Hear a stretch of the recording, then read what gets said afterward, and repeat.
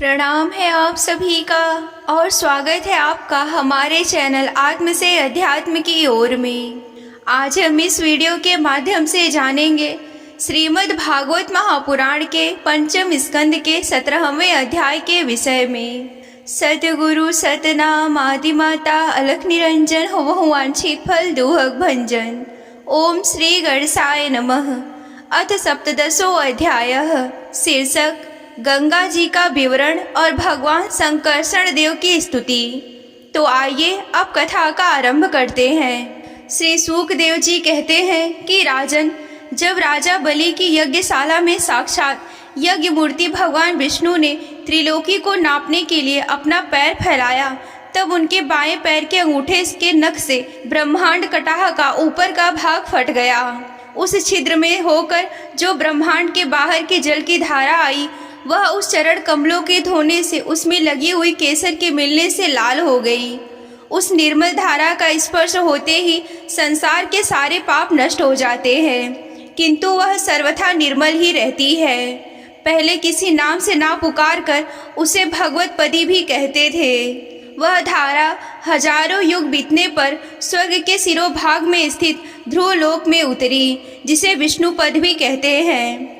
वीरव्रत परीक्षित उस ध्रुव लोक में उत्तानपाद के पुत्र परम भागवत ध्रुव जी रहते हैं। वे नित्य प्रति बढ़ते हुए भक्ति भाव से यह हमारे कुल देवता के चरणों का दग है ऐसा मानकर आज भी उस जल को बड़े आदर से सिर पर चढ़ाते हैं। उस समय प्रेमावेश के कारण उनका हृदय अत्यंत गदगद हो जाता है। उत्कंठावश परवश मुदे हुए दोनों नयन कमलों से निर्मल आंसुओं की धारा बहने लगती है और शरीर में हर्ष हो आता है।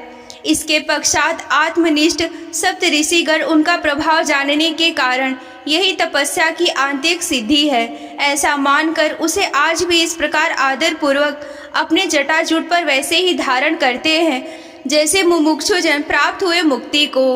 ये बड़े ही निष्काम है। सर्वात्मा भगवान वासुदेव की निश्चल भक्ति को ही अपना परम धन मानकर इन्होंने अन्य सभी कामनाओं को त्याग दिया है। यहाँ तक कि आत्मज्ञान को भी यह उसके सामने कोई चीज नहीं समझते। वहाँ से गंगा जी करोड़ों विमानों से घिरे हुए आकाश में होकर उतरती हैं और चंद्रमंडल को अप्लावित करती मेरु के शिखर पर ब्रह्मापुरी में गिरती हैं। वहाँ ये सीता, अलकनंदा, चक्षु और भद्रा के नाम से 4 धाराओं में विभक्त हो जाती हैं तथा अलग अलग चारों दिशाओं में बहती हुई अंत में नद नदियों के अधिश्वर समुद्र में गिर जाती हैं। इसमें सीता ब्रह्मापुरी से गिरकर केसराचलों के सर्वोच्च शिखरों में से होकर नीचे की ओर बहती गंधमादन के शिखरों पर गिरती हैं और भद्रा 100 वर्ष प्रावित होकर पूर्व की ओर खारे समुद्र में मिल जाती हैं। इसी प्रकार चक्षु माल्यवान के शिखर पर पहुंचकर वहां से बेरोक टोक केतु मालवर्ष में बहती पश्चिम की ओर क्षार समुद्र में जा मिलती है। भद्रा मेरु पर्वत के शिखर से उत्तर की ओर गिरती है तथा एक पर्वत से दूसरे पर्वत पर जाती अंत में श्रृंगवान के शिखर से गिरकर उत्तर कुरु देश में होकर उत्तर की ओर बहती हुई समुद्र में मिल जाती है। अलकनंदा ब्रह्मापुरी से दक्षिण की ओर गिरकर अनेकों गिरी शिखरों को लांघती हुई हेमकूट पर्वत पर पहुंचती है। वहां से अत्यंत तीव्र वेग से हिमालय के शिखरों को चीरती हुई भारतवर्ष में आती है और फिर दक्षिण के समुद्र में जा मिलती है। इसमें स्नान करने के लिए आने वाले पुरुषों को पथ पथ पर अश्वमेघ, राजसूय आदि यज्ञों का भी फल दुर्लभ नहीं है। प्रत्येक वर्ष में मेरु आदि पर्वतों से निकली हुई और भी सैकड़ों नद नदियां हैं। इन सब वर्षों में भारतवर्ष ही कर्म भूमि है। शेष 8 वर्ष तो स्वर्गवासी पुरुषों के स्वर्ग भोग से बचे हुए पुण्यों को भोगने के स्थान है।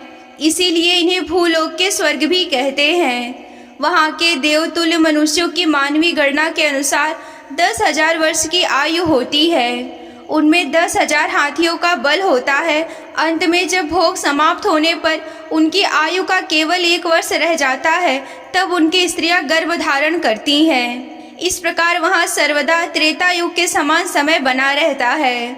वहाँ ऐसे आश्रम, भवन, वर्ष, पर्वतों की घाटियाँ हैं जिनके सुंदर वन उपवन सभी ऋतुओं के फूलों के गुच्छे, फल और नूतन पल्लवों की शोभा के भार से झुकी हुई डालियाँ, लताओं वाले वृक्षों से सुशोभित हैं। वहाँ निर्मल जल से भरे हुए ऐसे जलाशय भी हैं जिनमें तरह तरह के नूतन कमल खिले रहते हैं। उन कमलों की सुगंध से प्रमुदित होकर राजहंस, जलमुर्ग, कारंडव, सारस और चकवा आदि पक्षी तरह तरह की बोली बोलते तथा विभिन्न जाति के मतवाले भौरे मधुर मधुर गुंजार करते रहते।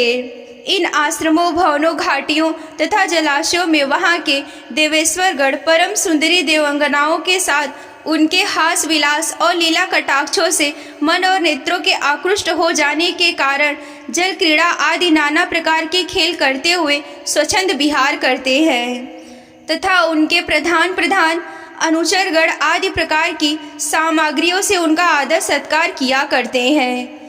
इन 9 वर्षों में परम पुरुष भगवान नारायण वहाँ के पुरुषों पर अनुग्रह करने के लिए इस समय ही अपनी विभिन्न मूर्तियों से विराजमान रहते हैं। इलावृत वर्ष में एकमात्र भगवान शंकर ही पुरुष हैं। श्री पार्वती जी के शाप को जानने वाले कोई दूसरा पुरुष वहाँ प्रवेश नहीं कर सकता, क्योंकि वहाँ जो जाता है वही स्त्री रूप हो जाता है। इस प्रसंग का हम आगे वर्णन करेंगे। वहाँ पार्वती एवं उनके अरबों खरबों दासियों के सेवित भगवान शंकर, परम पुरुष परमात्मा वासुदेव, प्रद्युम्न, अनिरुद्ध और संकर्षण संयज्ञ चक्रव्यूह मूर्तियों में अपनी कारण रूपी संकर्षण नाम की तम प्रधान चौथी मूर्ति का ध्यान स्थित मनमय विग्रह से रूप में चिंतन करते हैं और इस मंत्र का उच्चारण करते हुए इस प्रकार स्तुति करते हैं। भगवान शंकर कहते हैं, ओम, जिनसे सभी गुणों की अभिव्यक्ति होती है, उन अनंत और अपव्यक्त मूर्ति ओमकार स्वरूप परम पुरुष श्री भगवान को नमस्कार है। भजनीय प्रभो, आपके चरण कमल भक्तों को आश्रय देने वाले हैं तथा आप स्वयं संपूर्ण ऐश्वर्यों के परम आश्रय हैं। भक्तों के सामने आप अपना भूत भावन स्वरूप पूर्णतया प्रकट कर देते हैं तथा उन्हें संसार बंधन से भी मुक्त कर देते हैं, किंतु अभक्तों को उस बंधन में डालते रहते हैं। आप ही सर्वेश्वर हैं, मैं आपका भजन करता हूँ। प्रभु, हम लोग क्रोध के आवेग को नहीं जी सकते तथा हमारी दृष्टि तत्काल पाप से लिप्त हो जाती है, परंतु आप तो संसार का नियमन करने के लिए निरंतर साक्षी रूप से उसके सारे व्यापारों को देखते रहते हैं। तथापि हमारी तरफ आपकी दृष्टि पर उस मायिक विषयों का चित्त भी वित्तियों का नाम पात्र को भी प्रभाव नहीं पड़ता। ऐसी स्थिति में अपने मन को वश में करने की इच्छा वाला कौन पुरुष आपका आदर ना करेगा।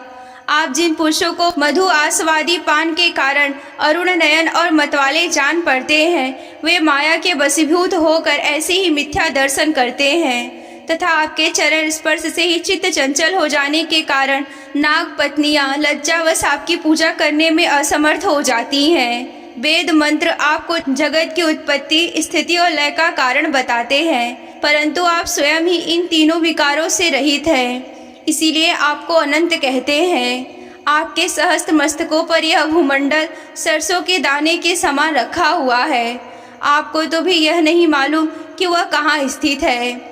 जिनसे उत्पन्न हुआ मैं अहंकार रूप अपने त्रिगुण में तेज से देवता, इंद्रिया और भूतों की रचना करता हूँ, वे विज्ञान के आश्रय भगवान ब्रह्मा जी भी आपके महतत्व संज्ञेय प्रथम गुणमय स्वरूप हैं। महात्मन, महतत्व, अहंकार, इंद्रिया अभिमानी देवता, इंद्रिया और पंचभूत आदि हम सभी डोरी के बंधे हुए पक्षी के समान आपकी क्रिया शक्ति के वशीभूत रहकर आपकी ही कृपा से इस जगत की रचना करते हैं। सतत्व आदि गुणों की सृष्टि से मोहित हुआ यह जीव आपकी ही रची हुई तथा कर्म बंधन में बांधने वाली माया को तो कदाचित जान भी लेता है, किंतु उससे मुक्त होने का उपाय उसे सुगमता से नहीं मालूम होता।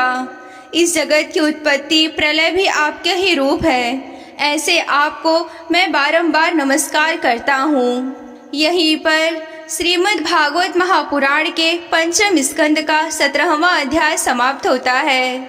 अगर आप श्रीमद् भागवत महापुराण की कथा में रुचि रखते हैं और विस्तार पूर्वक वर्णन यूं ही सुनना चाहते हैं तो हमारे चैनल को सब्सक्राइब कर लें। ये अध्याय आप सभी को कैसा लगा हमें कमेंट करके बताएं। आज के वीडियो में बस इतना ही। मिलते हैं अगले वीडियो में। तब तक के लिए आप सभी को जय आदि शक्ति भोलेनाथ जी। हर हर महादेव।